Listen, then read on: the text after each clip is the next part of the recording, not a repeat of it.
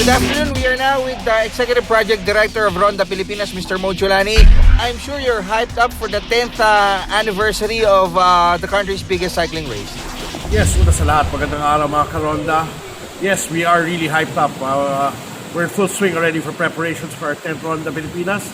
And this video and the call is really to welcome everyone and to be ready for the upcoming Ronda Pilipinas. February 23 to March 4, 10 stages to mark our 10th year. Alright, sir, as we talk, I'm sure you're now already in the middle of doing everything to make the race as successful as it was the past 9 years. Base sa pagkakaalam ko, nasa field kayo ngayon, boss. Already meeting with local government officials, and how are they, boss? That's correct. We're here now in Ilocos Sur. We actually already came from Nueva Ecija and other places up north. No? So, maganda yung feedback. Everyone's ready and welcoming us. Even Baguio, for that matter, they were asking us, medyo matagal na daw nawala yung Ronda Pilipinas. We explained to them there were some changes in the formats, but we're back. No? So this 10th edition will be Sorsogon, start in Sorsogon, Bicol area, going towards Naga, Daet, and then towards the north. No? So we cross to the north, and then we end in Ilocos Sur, Vigan. Okay. I don't know kung pwede nyo nang ilabas yung mga ruta ho ninyo, boss, ano? Pero ano yung magiging, exactly ano yung magiging route ng ating 10 stages? Yeah, so we will start in Sorsogon. February 22, the arrival and the meeting, which in Sorsogon. So our whole team will be complete on February 22. And then we start February 23. Stage 1, Sorsogon to Sorsogon, so the whole province of Sorsogon. February 24, Stage 2, Sorsogon City to Legazpi. Stage 3 will be Legazpi to Naga. Stage 4, there'll be a transit, of course, not to Daet. And then Daet to Quezon. And then Quezon to Tagaytay. And then Stage 6 will be Lingayen to Lingayen, so the province of Pangasinan. They are cycling crazy in Pangasinan, so we thought of bringing it back to Pangasinan. Stage 7 is Lingayen to Nueva Ecija. Then 8 is Nueva Ecija to Baguio. Then the 9th will be La Union to Ilocos Sur. And then the 10th will be a criterium in Ilocos Sur. Wow, so very exciting po yung inyong naging ruta ngayon, sir. And I believe talagang pinrioritize ho ninyo yung mga cycling crazy provinces, ano po? Yes, of course. No, basically, also a lot of places that we're bringing the races to are places that were already helpful to us in before, no. And we want it big, no. We really want it big, and we are going back to the original format of sports development, no. So this will be an amateur semi-pro race. We are not going to be UCI. We're going back to the original development program of LBC and Ronda Pilipinas, which is really to find a diamond in the rough to be our next Manny Pacquiao sa larangan ng cycling. Oo nga eh. And understanding, boss, yung inyo po naging decision, it's talagang remarkable dahil considering that you're already aware na mayroon ng dalawang UCI races and there's no longer need for that, kasi mas focus tayo dun sa mga discovery ng mga talent na po pwede nating hopefully one day ilaban din dun sa mga races ng mga UCI na. Oo naman. So, really, we need to give an opportunity to the Filipino. That's the main goal, no? In fact, we're even bringing back the 1 million peso prize money for the champion of Ronda Pilipinas.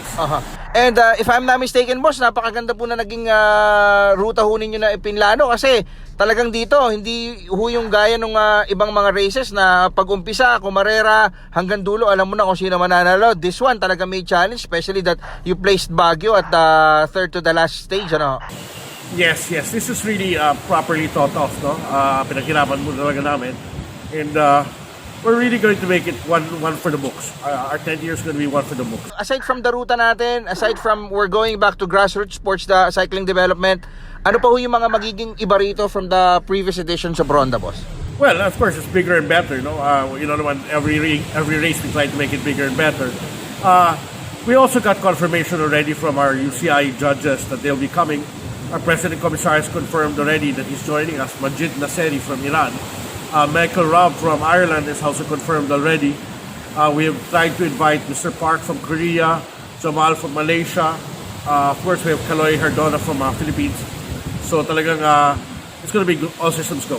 Ronda Pilipinas 2020. So except for Mindanao and Visayas legs, boss, how Ronda started 10 years ago, that's how Ronda will be officiated this coming February, boss. Yes, kasi maganda talaga yung Ronda. No? So we really want to bring it back. Last year kasi for this year, 2019, we made a sacrifice of doing the UCI because we're trying to get enough points to qualify for the Olympics. Right now, we are in the 54th spot. And based on that, the Olympics is only 50 spots. No? So we'll try very best to make it to the Olympics, and then we'll go back to the original Ronda Pilipinas. And boss, correct me if I'm wrong, and one of the reasons also why we're not having Visayas venues and Mindanao this year is the fact that you want to center more on Luzon kasi andun dun yung maraming mga siklista pa sa ngayon. And apart from that, in the near future, we're also focusing on going back to Mindanao. Last year we were in the Visayas, ano po? Yes, I had already a meeting in Davao, so there are some problems kasi with the roads in the Mindanao, no? There's a lot of build, so we really cannot do it this year. So we will, on the 2020 rather, so we're looking at Davao, Bukidnon, Cagayan de Oro, come 2021. Opo. And that should explain kung bakit wala muna ngayon, ano? Kasi Ronda Pilipinas has been doing it naman almost around the country, di ba? Yes, we are, yung 2019 was already Visayas, so we will bring it back to Mindanao on 2021. Alright, and I believe, boss, correct me if I'm wrong, I heard that you're now on a new position, no? You're now the chairman. Yes, I'll be overlooking everything as chairman now. Ms. Badette will be our project director. Our race director is still JD. We have a new group, no? So we have Barbie he's doing our LGU. And Eric is our routing manager, and of course my assistant Oliver.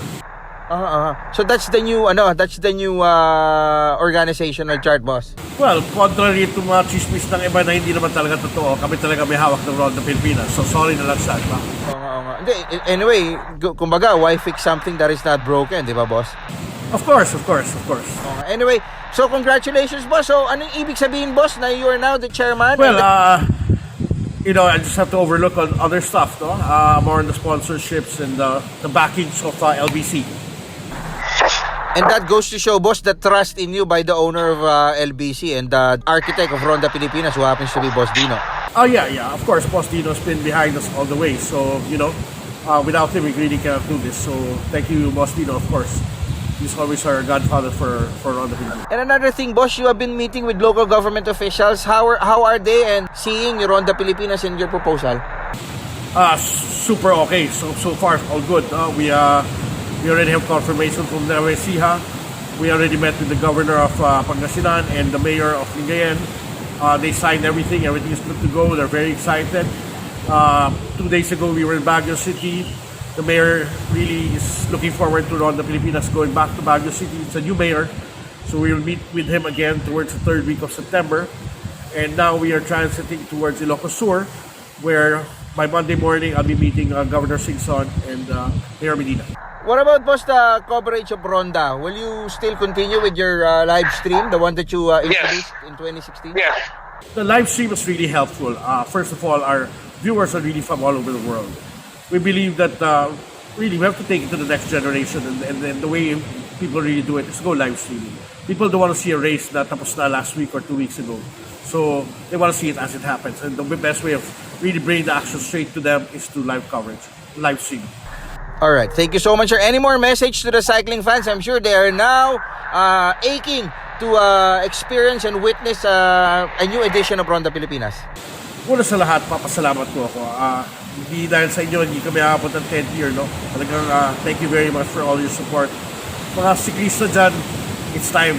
Ensayo na po kayo.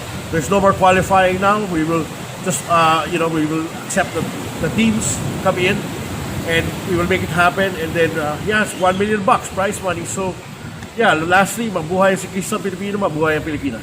Po, tsaka maganda po yata yung ginawa ho ninyo muna na let's try yung walang qualifying kasi dati nafo-force kayo na ipapasukin yung mga players without even support from a team, no? This time, mafo-force talaga na may team na susupport for them. Yes, because other teams like Nueva Ecija, Ilocos Sur are coming in, among others. So we have Army, we have Standard Insurance, Go for Gold is also there. So really, we don't need to do qualifying anymore. Madami ng teams talagang gusto sumali sa Ronda Pilipinas. Tsaka maganda dito, boss, may bigger pool yung mga teams, hindi sila limited to the 120 who only qualify, di ba? Yes, that's correct. And unahan na. So now pa lang, we are already going to make announcements of submit the letters of intent para ma-confirm that sino talaga ang sasali sa Ronda Pilipinas. Anyway, Sir Mo, maraming salamat po sa inyo. In case may nakalimutan pa akong sabihin o may gusto pa kayong i-share sa mga viewers natin dito sa Ronda Pilipinas page, I'm sure magsisimula na maging active itong page ng Ronda Pilipinas. Go ahead po, sir. Just lastly, just pasalamat ulit, especially to our sponsors, LBC. We like to move it, Boss Dino, of course. LBC also has partners such as MVP Group, MVP Sports Development. So, really, maraming salamat po sa inyo lahat, and we will make you proud by really producing a really good race and the best possible route for this race. Alright. Thank you so much, Mr. Moe Chulani, the chairman of LBC Ronda Pilipinas. Thank you so much, sir. Thank you. Maraming salamat.